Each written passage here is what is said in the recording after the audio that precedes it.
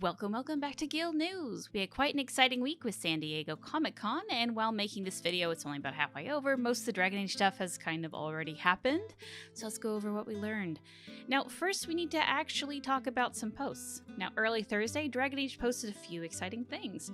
First, Veilguard is verified on the Steam Deck, and second, it's going to be Steam native, meaning that if you get the game on Steam, you will not have to launch the EA app to play, which is honestly great because the EA app is terrible. Absolutely awful. We also learned that BioWare will not be at Gamescom, the big European game expo. While BioWare did not make this announcement, EA's PR department apparently said that they will only be showing a sports game at the con, and BioWare is not listed as one of the developers who are attending. Anyway, we move on to San Diego Comic-Con. So Dragon Age Presents has a few parts here. First is the booth. Thanks to all the Twitter users who have been posting images, I'm including their handles in the screenshots here, as well as linking the post down below. The booth is on the smaller side, but they are handing out buttons of the companion tarot cards as well as some posters, and they have on display the Veilguard art book and this awesome replica of the ritual dagger we see Solus use, that I believe actually glows. Now, Dark Horse did announce the art book recently, but at this time we have no release date. At the moment, we are unsure if the dagger will be for sale or if it's a prop for the booth. Now, we also got pictures of the Romancer pin that people got by being in the Discord, and turns out that it's actually a pin that Sanshi sold not that long ago. It's pretty cute. Dragon Age also had a small bit in the Dark Horse booth as well, with this Nev Gallus statue being demoed. She's 1/6 scale and will eventually be up for sale, but at this time we don't know when pre-orders will happen. Now, the QR code at her base leads to the Dark Horse mailing list to, I assume, get details on pre-orders. I've linked that down below if you're absolutely in need of that statue. But the booth has some other older Inquisition statues on display, as well as another copy of the art book.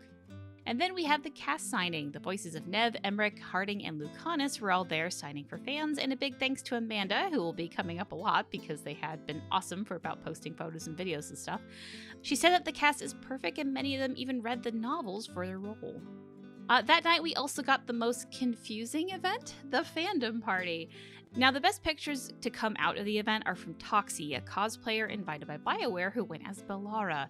The event itself was invite-only and hard to get tickets to, I'm told.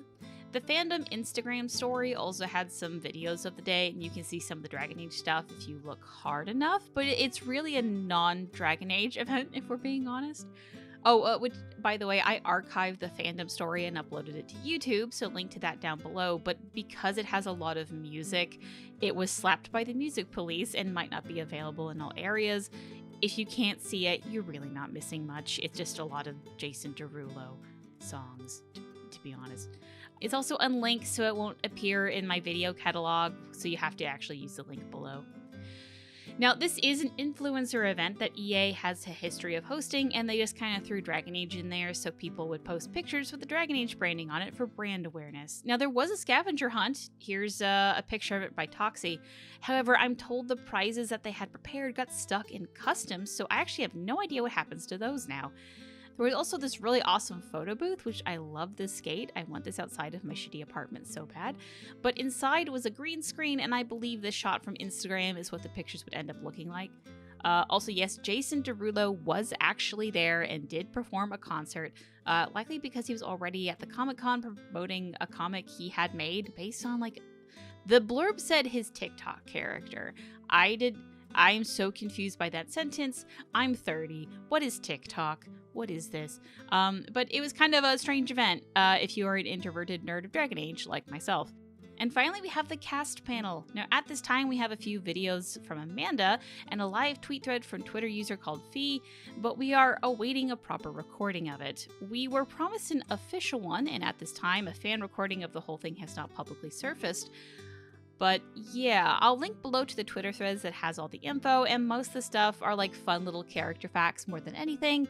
There wasn't really anything super new, although there was apparently a video of Lucanus' voice actor Zach doing mocap for Assam, the baby griffin, and I hope to see that one day. Now, I could sit here and talk about every factoid from the event, but I think people would consider it spoilers, and I'm just going to skip it for now and encourage people to see the Twitter threads. Once we do get an official recording set up, I'll condense it down for people who don't have an hour. And finally, there is one more piece of news, the SAG Strike. So on Thursday night, the Actors Guild called for a strike against video game companies for not agreeing to new anti-generative AI terms. From my small understanding, they were fighting for better pay and for rights of actors' performances, both vocal and mocap, not to be used in any generative AI datasets. Many companies, including EA, have refused this new contract, so the strike is happening. Some of you may remember the vote to strike actually happened years ago at this point. It's just taken that long for the business side of things to fail and cause it to happen now. Now, at this time, Comic-Con is actually immune to the strike, which is how the VO panel was even able to happen, and depending on how long the strike goes, it might be the last time any of the American VOs are able to publicize anything about Dragon Age. Now, the UK actors are actually not able to strike in solidarity with the SAG Guild due to local laws in the UK, so at this time, only people who are in the American Guild are striking. The strike is starting soft. Content creators and fans are not asked to do anything other than spread the message, so they are not asking anyone to stop talking about the games, streaming the games, or buying games from companies that are being struck. And we also learned that games that have been in production for over a year, like Veilguard, are immune to the strike at this time, so the game production should largely be unaffected, and the actors are just not able to support it at this time. I'm in full support of the strike, and I wish all the actors luck, but frankly, I'm also side-eyeing SAG because I remember the news reports and how they ended up walking back a lot of the anti-AI stuff that they fought for during the last big strike they did. But yeah, I wish all of the voiceover artists and the mocap actors all the best, and I hope you all get the protection and rights you need both from the companies and SAG. Now, if you would like to learn more about the strike, I've linked info on that down below. And that's all for now. At this time, we are awaiting the dev signing panel on Sunday and the official video for the voiceover panel to be released. After that, we aren't sure what to look out for next. There is the EA earning call coming on, the 30th? That's a Tuesday? That's not going to be super exciting, really, but it's there. I'm honestly just kind of hopeful we get some sort of communication next week about it, but after that, we'll see. And with that, Doresh Sharal.